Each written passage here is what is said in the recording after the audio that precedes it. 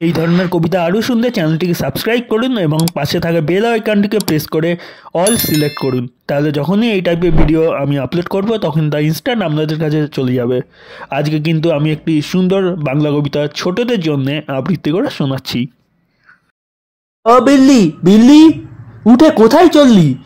কাঁটা রেখেছি পাতে, দুধ মেখেছি ভাতে, খেয়ে কি সোনা, কে করেছে মানা? আয়নার কাছে লক্ষ্মী, খাবি মাছের চকি? বাবু হয়ে বস না, আস্তে ঘাটে চোস না, এত কিসের তারা, আছে কি তোর পড়া? ও কি রে, এটা মুখেই চললি? ও বিল্লি বিল্লি। এই ছিল আজকের কবিতা, বাচ্চাদের জন্য খুবই সুন্দর একটি কবিতা, কবি গৌরী ধর্মপালের লেখা কবিতা অ বিল্লি।